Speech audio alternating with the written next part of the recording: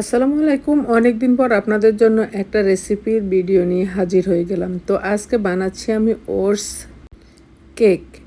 আর ওটসটা যে কতটা হেলদি এটা আমরা সবাই জানি।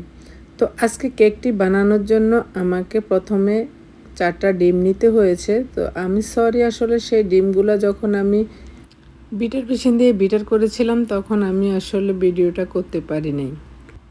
ওটস এমনিতেই খেতে ভালো লাগে না, তবে যদি কেক বানিয়ে খাওয়া যায় বা যে বাচ্চারা ওটস খেতে চায় না স্কুলের টিফিনে যদি এক কাপ কেক বানিয়ে দেন তাহলে বাচ্চাটা খুব খুশি মনে খেয়ে যাবে। তো ডিমগুলোকে আমি ভালোভাবে বিটার করে নিয়েছিলাম বিটার মেশিন দিয়ে। এরপর আমি সেখানে দিয়ে দিয়েছিলাম চিনির গুঁড়া, পরিমাণ মতো দিতে হবে আর কি। তারপর আমি ওটসকে কী করেছি, ব্লেন্ডার করে একদম ময়দার মতো গুঁড়া করে নিয়েছি। এরপর পরিমাণ মতো ওটস দিলাম আর এখন দিলাম আমি দুধ।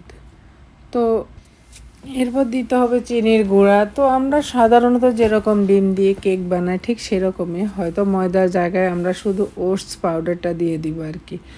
আর আমি এখানে দিয়েছিলাম আধা কাপ অলিভ অয়েল। তো এখানে অনেকে তেলও দিতে পারেন, বাট আমি যেহেতু হেলদি রেসিপি করতেছি সেখানে আমি ভালো জিনিসগুলাই ব্যবহার করছি। আর এখন দিয়ে দিলাম বাদামের গুঁড়া।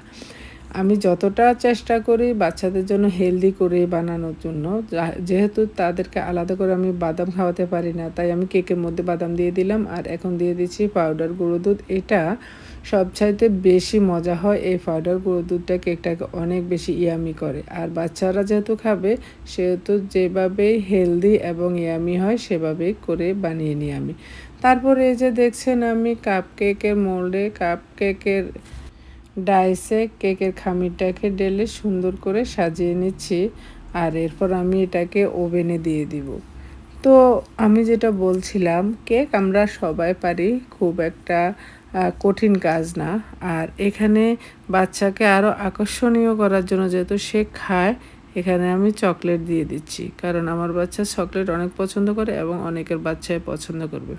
তারপর আমি 30 মিনিট বেক করার পর এই যে দেখছেন কি সুন্দর কেক হয়ে গেল। আর এই কাপ কেকটা বাচ্চারা কিন্তু খুব মজা করেই খাবে, বড়রাও খেতে পারবে। আর স্কুলের টিফিন হিসাবে দারুণ সুস্বাদু একটা হেলদি রেসিপি হয়ে